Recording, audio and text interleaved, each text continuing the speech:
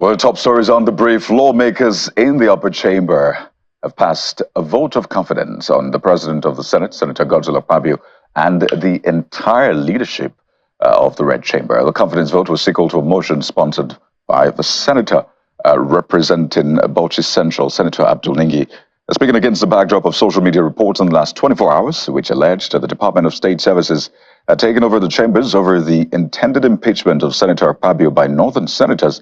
Senator Ningi, who came under a matter of privilege, described the allegations as an attempt to cause division and discord along ethnic or regional lines within the Senate.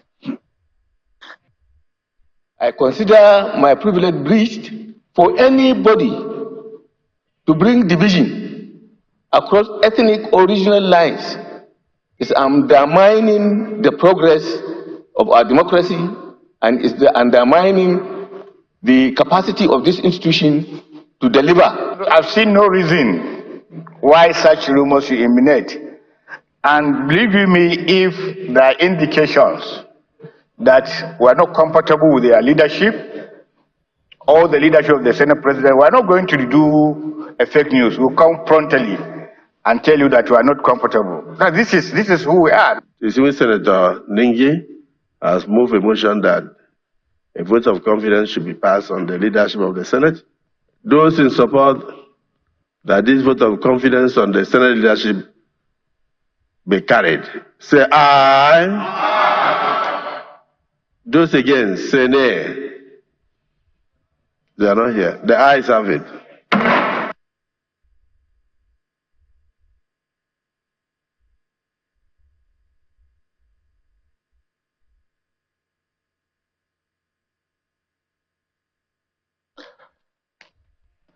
Well, let's tell you that the World Bank believes the economic reforms of President Bola Tinubu's administration are yielding positive results. The bank's country director, Mr. Ndiame Diop, stated this during the launch of Nigeria Development Update in Abuja. However, President Diop, or Mr. Diop, I should say, acknowledged that many Nigerians still struggle with high inflation and rising costs of living.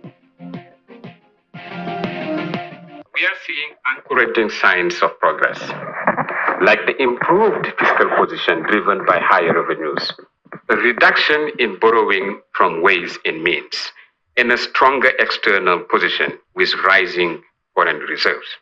In sum, the reforms that have started in mid-2023 have clearly helped prevent a fiscal crisis, and they are stabilizing the Nigerian economy.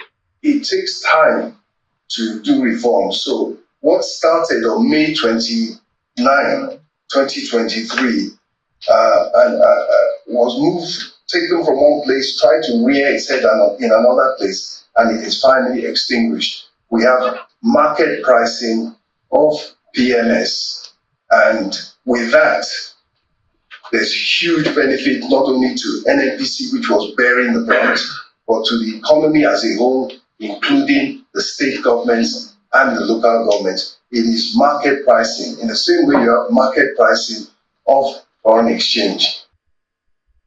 Let's talk security. The National Security Advisor, Mr. Nuhu Ribadu, has revealed that a sizable number of illicit arms being used to commit crimes in the country originally belonged to the government. Mr. Ribadu stated this in Abuja during the destruction of arms by the National Center for the Control of Small Arms and Live Weapons. He criticized the policemen and soldiers stealing and selling arms and ammunition from their formation to criminal elements, saying they are worse human beings and that efforts must be put in place to check these people. And the federal government has instructed the Federal Road Safety Commission to investigate the cause of the Jigawa tanker explosion that claimed over 150 lives. Secretary to Government of the Federation, Senator George Akome, stated this when he visited Jigawa to condole with government and the people of the state.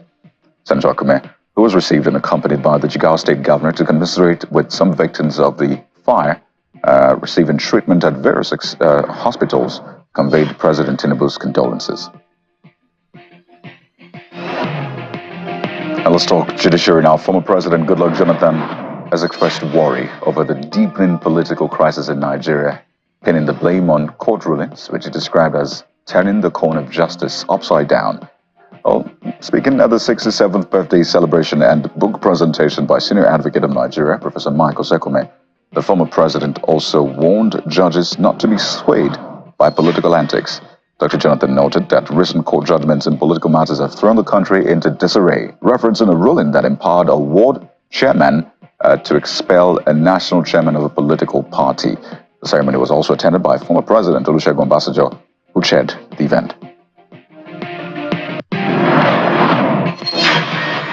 And ahead of the November 16th governorship election in Ondo State, the Inter-Party Advisory Council is asking INEC, that's the Independent National Electoral Commission, to draw lessons from the just concluded election in Edo State and perfect its logistics and collation processes. The political parties made the call at a meeting with the electoral umpire in Abuja. Meanwhile, INEC has also fixed November the 8th, 2025 as the date for the governorship election in Anambra State. The senior advocate of Nigeria, Mr. Femi Falana, is asking members of the National Assembly to take advantage of the ongoing constitutional review to end what he described as a diversionary debate about the validity of the EFCC and the ICPC Act. Mr. Falana says this can be done by entrenching both the EFCC and the ICPC in the Constitution. The senior advocate made these suggestions in two separate letters he addressed to the leadership of the National Assembly, the Senate President, and the Speaker of the House of Reps. And on 12 matters, the Nigeria Center for Disease Control, NCDC, says the death toll from the cholera outbreak has risen to 378, while 14,237 persons have been infected with the disease in 35 states and the FCT spanning 339 local government areas. The Director General of the agency, Dr. Jide Idris, made the disclosure while presenting an update on the ongoing response to infectious disease outbreaks and other events of public health importance in Nigeria and globally. Well, he attributed the most recent surge reported during the week of September the 29th to heavy rains and subsequent flooding, adding that the NCDC, in collaboration with relevant stakeholders, has been working to mitigate the spread of the disease and to save lives.